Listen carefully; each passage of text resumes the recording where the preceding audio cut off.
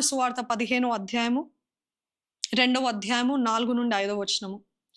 నాలో ఫలింపని ప్రతి తీగను ఆయన తీసి పారవేయను, ఫలించు ప్రతి తీగ మరి ఎక్కువగా ఫలింపవలెనని దానిలోని పనికిరాని తీగలను తీసివేయను. నాయందు నిలిచియుండుడి, మీ యందు నేనును నిలిచియుందును. తీగ ద్రాక్ష వల్లిలో నిలిచి ఉంటేనే గాని తనంతట తాను ఎలాగ ఫలింపదో, అలాగే నాయందు నిలిచి ఉంటేనే కానీ మీరును ఫలింపరు. ద్రాక్షవల్లిని నేను, తీగలు మీరు. ఎవడు నాయందు నిలిచి ఉండునో, నేను ఎవని యందు నిలిచి ఉందునో వాడు బహుగా ఫలించును. నమ్మిన వారు ఉన్నట్లయితే ఆమేన్ అని చెప్పండి. ఎందుకంటే ఆయన అంటున్నాడు, నాకు వేరుగా ఉండి మీరేమీ చేయలేరు. If you have to bear fruit, you have to abide with God. ఆయనతో కలిసి కట్టుగా ఉండాలి. ఇదిగో ఆయన చెప్తున్నాడు, ఫలింపని ప్రతి తీగను ఆయన తీసి పడేస్తాడంట. ఈరోజు అవకాశం ఇస్తున్నాడు, సమయం ఇస్తున్నాడు, తరుణాలు ఇస్తున్నాడు, తలాంతులు ఇచ్చాడు, ఇవన్నీ చేస్తాడు దేవుడు. దేవుడు అంటున్నాడు, మీరు ఫలించకపోతే తీసి పక్కన పెట్టేస్తా. తీసి పక్కన పెట్టేస్తా అంటే నరకం కాదు అక్కడ, maybe not hell. Is like, you won't be useful anymore, you won't be useful for my Kingdom anymore. ఇంకా నేను వాడుకోలేను. నీ సమయం ఇచ్చినప్పుడు నువ్వు సద్వినియోగపరచుకోలేదు కదా, నీకు సమయం ఇచ్చినప్పుడు నువ్వు నీ సాయశక్తుల ప్రయత్నించలేదు, చేయలేదు, కాబట్టి I will put you aside. నేను పక్కన పెట్టేస్తా, నేను వేరొకరిని లేపుతా, వేరొకరిని చేయమంట అని అంటున్నాడండి దేవుడు. ఫలించు ప్రతి తీగని ఏం చేస్తాడంటే దేవుడు ఇంకెక్కువగా ఫలింపజేస్తాడండి. ఇదేం అన్యాయం అండి? అది న్యాయమే. ఎందుకంటే వారు కొంచెంలో నమ్మకం ఉన్నారు కాబట్టి దేవుడు అత్యధికమైన వాటిపైన యజమానులుగా, అధిపతులుగా నియమిస్తున్నాడు. ఫలించే తీగనంట మరి ఎక్కువగా ఫలింపజేస్తాడంట. పనికి రాని తీగల్ని ఆయన తీసివేస్తాడంట. ఆయన ఏమంటున్నాడంటే, నా యందు నిలిచి ఉండుండి, మీ యందు నేనును నిలిచి ఉందును. తీగె ద్రాక్షవల్లిలో నిలిచి ఉంటే తప్ప దానంతట అది ఫలింపదు. మీరు నాకు వేరై ఉండి ఫలింపరు. ఈరోజు యేసు ప్రభు చెప్తున్న మాట ఇదే.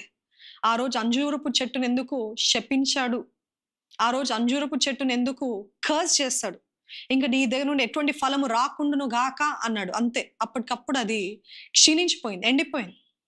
అదే రీతిగా మన జీవితాల్లో కూడా we have this question, why am I dried up? నా జీవితం ఎందుకు ఇలాగా నాశనం అవుతుంది, ఎందుకు ఎండిపోతున్నాను? ఎందుకు ఎండిపోతున్నారంటే, ఆ రోజు ఫలింపని ఆ అంజూరపు చెట్టు అప్పటికప్పుడే ఎండిపోయింది. అప్పటికప్పుడే యేసుప్రభు శపించినప్పుడు ఎండిపోయింది. కానీ మనం అందరం చెట్లు కాదు కదా, వీఆర్ హ్యూమన్ బీయింగ్స్, ఆయన స్వరూపంలో చేయబడిన వారు. మనం ఎలా ఎండిపోతాం తెలుసా? You want to know how we dry up? Do you want to know how we dry up? ఎలాగ ఎండిపోతాం, ఎలాగ మన జీవితము క్షీణించిపోతూ ఉంటుంది, డిటీరియోరేట్ అయిపోతూ ఉంటుంది, అడగంటిపోతూ ఉంటామంటే ఎలాగ ప్రారంభించదంటే, మొదటిగా మన హృదయంలో. ఎట్లా హృదయంలో అంటే, మెల్లమెల్లగా ప్రార్థన చేయడము ఆపేస్తాం. ప్రార్థన పైన ఇంట్రెస్ట్ ఉండదు. వాక్యము చదవాలనే ఇంట్రెస్ట్ పోతుంది. చదవడము, ధ్యానించడం అనే ఆ ఇంట్రెస్టే ఉండదు. చర్చ్కి వెళ్ళాలా? ఎందుకు వెళ్ళాలి? ఇక్కడ ఆరాధిస్తే దేవుడు కాదా? ఆలయంకి ఎందుకు వెళ్ళాలి? ఎందుకు చేయాలి? ఎందుకు పని చేయాలి? ఎందుకు పరిచర్య చేయాలి? అసలు ఇవన్నీ ఎందుకు? మనకి భక్తి ఎందుకు? మెల్లమెల్లగా మీకు మొదట్లో ఇక్కడ స్టార్ట్ అవుతుందండి, మన మనసులో స్టార్ట్ అవుతుంది. ఏం స్టార్ట్ అవుతుంది? Slowly, gradually going far from God. మెల్లమెల్లగా మనం అనుకునే లోపే మనం అప్పటికే దూరం అయిపోయాం. ప్రార్థన, వాక్యము, ఆలయం, ఈ మూడిటి నుండి మనం దూరం అయిపోతాము. దూరం అయిపోతున్నప్పుడు మన ఆత్మీయ జీవితము ఫ్రూట్లెస్, ఫలము లేని జీవితముగా, స్పిరిచువల్లీ డ్రైడ్ అప్, ఆత్మీయంగా ఎండిపోతాము. ఆ రీతి మనం ఆత్మీయంగా మెల్లమెల్లగా ఎండిపోతూ ఉంటాము. కాబట్టి మనకు అప్పుడు కనపడదు. సడన్ గా ఒక రోజు చూస్తే, ఒకప్పుడు నేను ఎంత భక్తిపరుడుగా ఉండేదాన్ని, ఒకప్పుడు నేను ఎంత ఆశ, ఎంత సంతోషం, ఎంత ఆనందము, I was full of life, I was full of so much of interest for God. But where am I now? Everything is cursed in my life. నా జీవితం అంతా చీకటి అయిపోయింది, నా జీవితం అంతా శపితం అయిపోయింది, నా జీవితం అంతా నష్టము, నా జీవితం అంతా నాశనం అయిపోయింది. వేర్ ఇస్ ఇట్ అనే పరిస్థితుల్లో ఉన్నారేమో. But you didn't realise it started very long back. Gradually మనం అంజురపు చెట్టు వలె వెంటనే మనకు కనపడదేమో కానీ మెల్లమెల్లగా you won't be useful to God. God will not give you any more opportunities. Or even if He gives, you will not be as effective. You won't be as relevant like before. You won't be as powerful as before. సంసోన్ని చూస్తాం కదా, దేవుడు ఇచ్చిన అవకాశాలు చేతులారా పాడు చేసుకున్నాడు. He didn't realise. మెల్లమెల్లగా దూరం అయ్యాడు. తన జీవితము నాశనం అయిపోయింది. అయ్యో ఎటువంటి స్థితికి వచ్చాను నేను, అయ్యో ఎటువంటి స్థితి, నేను అభిషక్తుడిని, అందరూ నన్ను చూసి గౌరవించేవారు, దేవుడు నన్ను ఒక న్యాయాధిపతిగా చేస్తాడు. కానీ what am I now? A blind man, a man in bondage. ఎవరో శత్రువుల చేతిలో నేను బానిసలాగా ఉన్నాను. ఈరోజు మనం కూడా చాలా మంది బానిసలాగా ఉన్నామండి. కనబడే శత్రువులు కాదు, కనపడని శత్రువుల చేతిలో బానిసలుగా ఉన్నాం. మనకు అర్థం కావట్లేదు. మన పిలుపుని మర్చిపోయాము, దేవుడిచ్చిన కృపని మర్చిపోయాము, దేవుడిచ్చిన అవకాశాలని వెలగొట్టుకున్నాము. ప్రార్థన, వాక్యము ఇవన్నిటి నుండి దూరం అయిపోయాము. కాబట్టి ఈరోజు మన జీవితం అయ్యో ఏమైపోయింది? బానిసలాగా ఉన్నాను అపవాది చేతిలో. అపవాది నన్ను ఎట్టు తోచితే అట్లా తిప్పేస్తున్నాడు నన్ను. నాకు పిచ్చి పిచ్చి కళలు వస్తున్నాయి, పిచ్చి పిచ్చి రీతిగా నన్ను అపవాది పీడిస్తున్నాడు. నాకు నెమ్మది లేదు, నాకు ప్రశాంతత లేదు, నాకు సమాధానం లేదు, నాకు సంతోషం లేదనే పరిస్థితిలో ఉన్నారా? It is never to late. It is never to late. ఇంకా ఆలస్యం అయిపోయింది, ఇంకా అయిపోయింది నా జీవితం కాదండి. కృప అంటేనే దేవుడు ఇంకా సమయం ఇస్తున్నాడు. కృపాకాలం అంటే ఇంకా he's extending his time. He's giving you one more day, one more chance.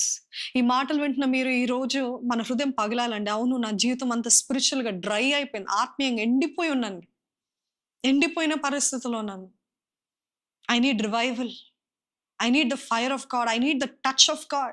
I need God's Spirit to work from inside out. నా లోపల నుండి బయటికి తన కార్యము, తన క్రియ జరిగించాలని ఆశ ఉందా?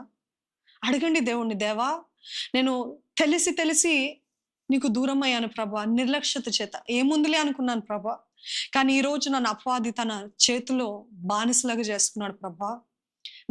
నాదంతా నిర్జీవం అయిపోయింది. Everything is lifeless Lord. No joy, no peace. దేవా, నీవే విడుదల దయచే ప్రభా. ప్రతి జీవితంలో దురాత్మలు ఏలుతున్న జీవితంలో విడుదల నామంలో ప్రకటిస్తున్నాను ప్రభా. అదే రీతి ఎవరైతే ఆత్మీయంగా ఎండిపోయిన పరిస్థితులు ఉన్నారో, క్షీణించిపోయిన, ఫ్రూట్లెస్, లైఫ్లెస్ ఉన్నారో, వారందరికి ఇప్పుడే యేసు నామంలో జీవము కలుగును గాక అని వేడుకుంటున్నాను.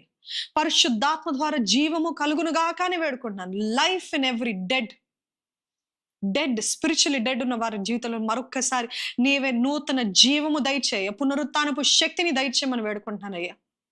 ఈరోజు మమ్మల్ని కూడా అడుగుతున్నావు, ఏది ఫలం ఏది? I can see only leaves. బయట ఒట్టి కనపడటానికి, చూడటానికి మీరు బాగున్నారు, కానీ ఫలం ఏది అన్న పరిస్థితుల్లో మేము ఉన్నాము ప్రభా. మమ్మల్ని క్షమించే ప్రభా, దయతో మమ్మల్ని క్షమించయ్యా. మమ్మల్ని ఫలించేవారుగా చేయమని వేడుకుంటున్నానయ్యా. ఐక విచారాల నుండి విడిపించే ప్రభా. నేను ఏం తింటాను, ఏం త్రాగుతానా, ఎవరు ఏమనుకుంటారు, ఇవి కాదు ప్రభా. నేను దేవుని రాజ్యాన్ని కట్టాలని ఆసక్తి, ఆకలి మాకందరికి దయచేయమని వేడుకుంటున్నాను ప్రభా. ప్రతి ఒక్కరు ఆకలి పుట్టించు, నాలో పుట్టించు, మాలో పుట్టించు. సమయం అతి కొద్దిగా ఉందని, నీ రాకడ అతి సమీపంలో ఉందని తెలిసి జ్ఞానం కలిగిన వారుగా తండ్రి జీవించే కృపను దయచే ప్రభ. సిద్ధపడిన వారిగా ఉండటానికి అనేక మందిని సిద్ధపరిచేవారుగా, అనేక మంది ఆత్మల కోసము ప్రార్థించేవారుగా, భారం కలిగిన వారుగా, ప్రయాసపడేవారుగా నన్ను మమ్మల్ని చేయమని వేడుకుంటున్నాను ప్రభా.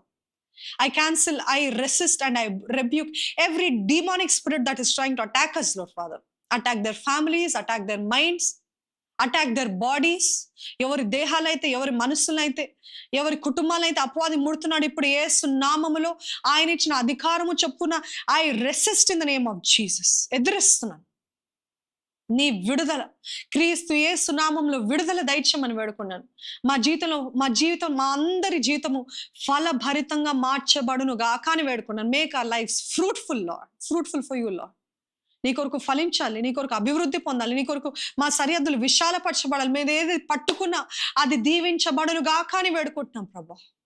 మా చేతుల ఆశీర్వాదము దయచి మా చేతి పనిని స్థిరపరచు ప్రభా. ఈరోజు ఈ అవకాశం ఇచ్చావు ప్రభా. రేపు ఎలా ఉంటుందో మాకు తెలియదు, కానీ ఇచ్చిన అవకాశాన్ని తండ్రి మరలా నువ్వు ఎవరెవరితో మాట్లాడవు వారి జీవితంలో నీ కార్యము జరిగించు, పరిశుద్ధాత్మ కార్యము జరిగించు పరిశుద్ధాత్మ దేవ. ఎటువంటి స్పిరిట్ ఆఫ్ లేజినెస్ మమ్మల్ని వేయటానికి వీల్లేదు ప్రభా. స్పిరిట్ ఆఫ్ ప్రొక్రాస్టినేషన్, సోమరితనం కానీ, వాయిదా వేయటం కానీ, లేకపోతే నిర్లక్ష్యంగా ఉంటాం కానీ, నెగ్లిజెన్స్ కానీ మాలో ఉండటానికి వీల్లేదు యేసు నామములో.